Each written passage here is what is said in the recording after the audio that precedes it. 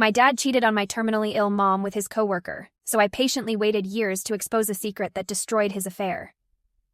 I was an only child to two loving parents. Mom had a difficult pregnancy and an even harder labor. It was so bad that the doctor advised that they never try again. Because he didn't want his wife to die, Dad got a vasectomy that was successful.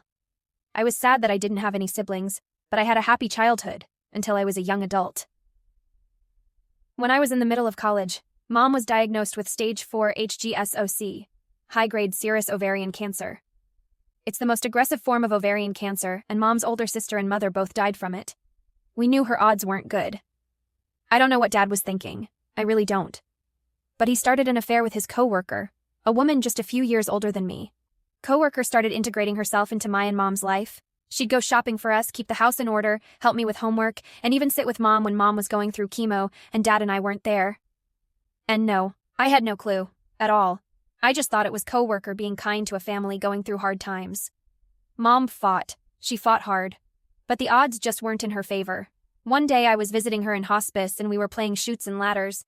Mom got real quiet and then she told me, "You do know your dad isn't planning to reverse his vasectomy, right?" I was surprised, wondering what she was talking about. "Yeah, I know," I said. "Why?" Mom just looked at me and said, "I think you'd best keep it in mind." We continued playing, and when I left for the night, I kissed her and she said, "You'll be fine on your own." She died that night. I believe she knew she was going to die that night and didn't want to scare me. Once again, Coworker was right by our side. She helped us plan the funeral, brought us food, helped out around the house, and slowly started moving her things in.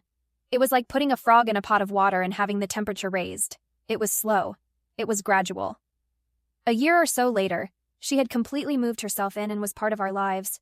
I don't remember what made me suspicious enough to start digging, but start digging I did. I learned the affair began shortly after Mom's diagnosis. I was sickened, furious, and saddened. I took out my cell, ready to confront Dad and Coworker with the knowledge. But something else struck me. See, during one of her visits, Coworker mentioned to Mom and me that she wished to have children with her fiancé. Mom knew that the affair was going on, and she trusted me to spill the beans. But I wanted to twist the knife further. As a result, I decided to play the long game. It was a gamble, one that had a good chance of not paying off, but it was one I was willing to take. I kept my mouth shut. I watched as they courted, got engaged, and married 3 years later. I squealed with delight when they announced their engagement to me, wore a proud smile on their wedding day, and made a toast at the reception. I even took extra steps to hide test results from Dad's urologist in such a way that Coworker wouldn't find it, but Dad would.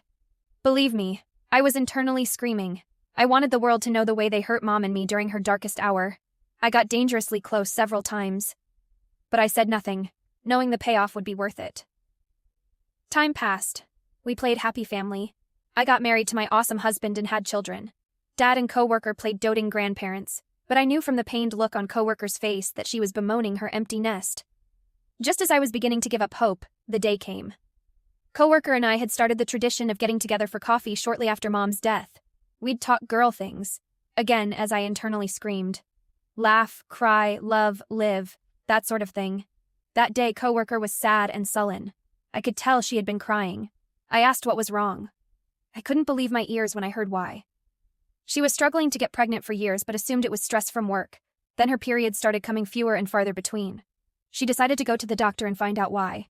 It turned out she was entering perimenopause and her chances of successfully getting pregnant had dwindled. The doctor told her, in essence, her childbearing years were over. As I crooned sympathetic noises, Coworker said, "It doesn't make sense. We tried so hard to have kids, but I wasn't able to get pregnant. I don't know why." It was then that I knew it was time. "You mean, Dad didn't tell you?" I said. "Didn't tell me what?" she asked. I was fighting every chance to smile as I tried playing the "it's not my right to tell" and "I can't believe he didn't tell you" cards until she practically begged me. I should have won an Oscar for my performance. I told her about the vasectomy and that Dad had no intention of reversing it. You should have seen Coworker. She completely deflated like a balloon. Her shoulders slumped, she bowed her head, and she sobbed in her hands. I wanted to rejoice. I wanted to rub her face in it. I knew, though, that would make me look like the bad guy.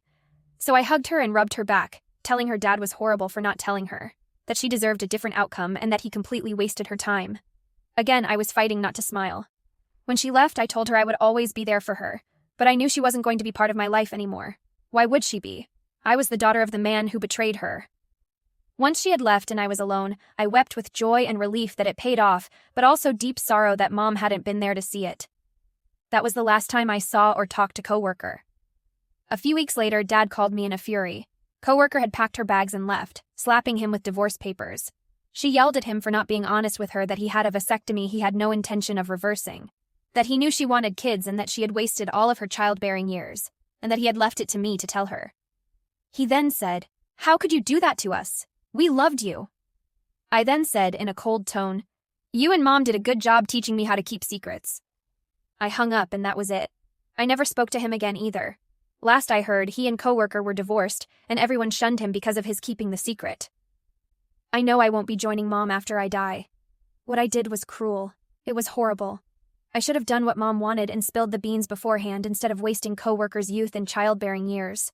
Even if she could adopt, she'd probably die before her children were fully grown.